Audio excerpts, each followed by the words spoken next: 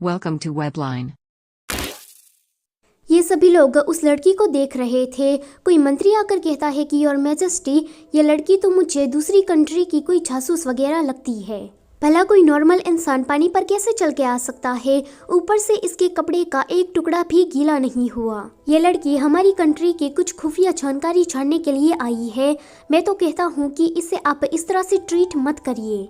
Governor lemon कहता है कि चुप रहो तुम ये सारी बातें करके मैजेस्टी को क्या डराना चाहते हो? और तुम्हें सिखाने की कोई जरूरत नहीं है कि मैजेस्टी को क्या करना है और क्या नहीं करना है।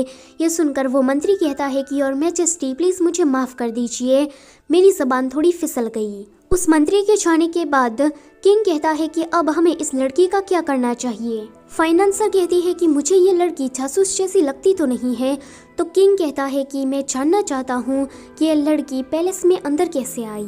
गवर्नर लेमन कहता है कि मेरे ख्याल से शायद ये लड़की जासूस हो सकती है। वो किंग को वही टुकड़ा दिखाते हुए कहता है कि हाल ही में ही सरहद पर एक एक्सप्लोजन हुआ, तो शायद ये लड़की उसी जगह से आई है।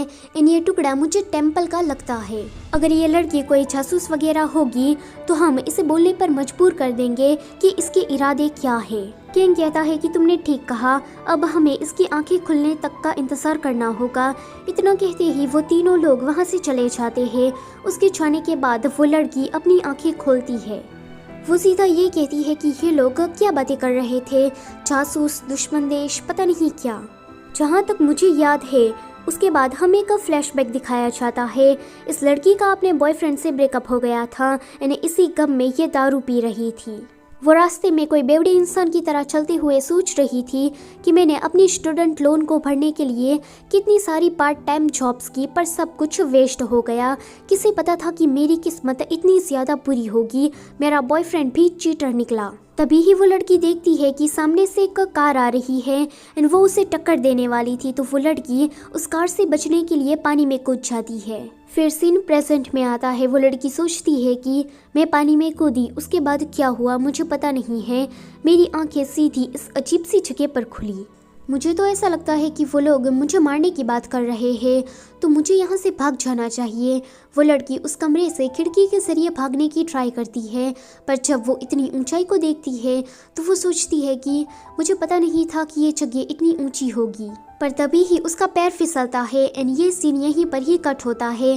फिर हमें कुछ देर पहले का सीन दिखाया जाता है। गवर्नर लेमन लियाना से कह रहा था कि ये टुकड़ा मुझे टेम्पल का लग रहा है, तो कहीं ना कहीं उस एक्सप्लोजन में टेम्पल के गवर्नर का ही हाथ होगा। साथ ही साथ में वो उस नई आई लड़की के बारे में भी उससे बात कर रहा था। यह सुनकर लियाना सोचती है कि फाइनली इस कहानी की मेन हीरोइन आ गई है।